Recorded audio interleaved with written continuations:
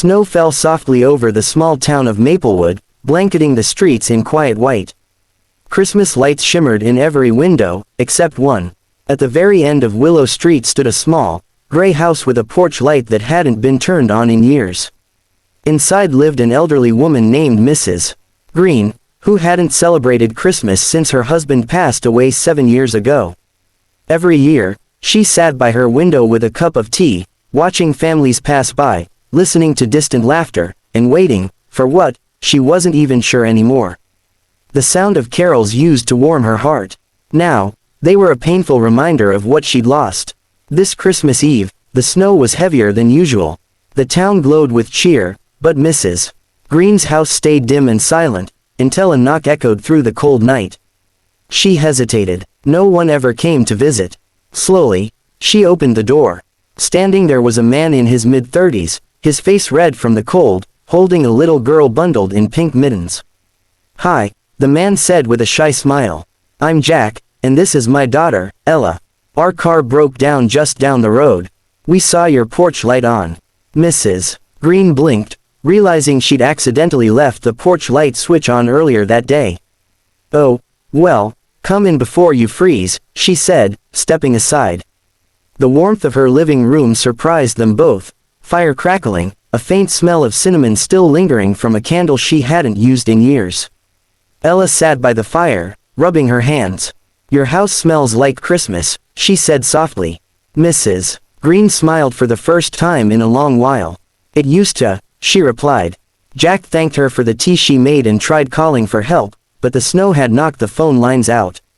"Looks like we're stuck here a while," he said apologetically.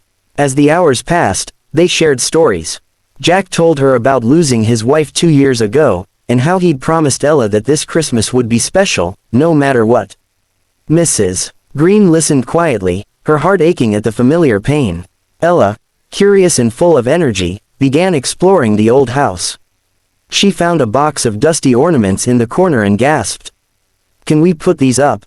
she asked, holding up a small wooden angel. Mrs. Green froze. That ornament had been carved by her late husband. For a moment, she wanted to say no. But when she saw the light in Ella's eyes, something in her melted. Together, they began decorating. The old tree, long forgotten, stood proudly once more, draped in gold and red memories. Jack found a broken string of lights, fixed them, and hung them carefully. Ella sang, "Silent Night," her small voice filling the house with warmth it hadn't felt in years. At midnight, as snowflakes danced outside, Mrs. Green felt a tear roll down her cheek. "I'd forgotten what Christmas felt like," she whispered. Jack looked at her gently. "Sometimes it just takes the right company to remember." When morning came, the roads were clear. Jack's car was towed back to town, and they prepared to leave. But before they did, Ella ran back to Mrs. Green, placing the wooden angel in her hand. "So you're never alone at Christmas again," the little girl said. Mrs. Green hugged her tightly, her voice trembling. "Thank you, my dear. You've given me more than you know." As they drove away, Mrs. Green stood on her porch, the wooden angel in her hand, and for the first time in 7 years, she turned on her Christmas lights. The soft glow lit up Willow Street, bright, warm, and full of life once more.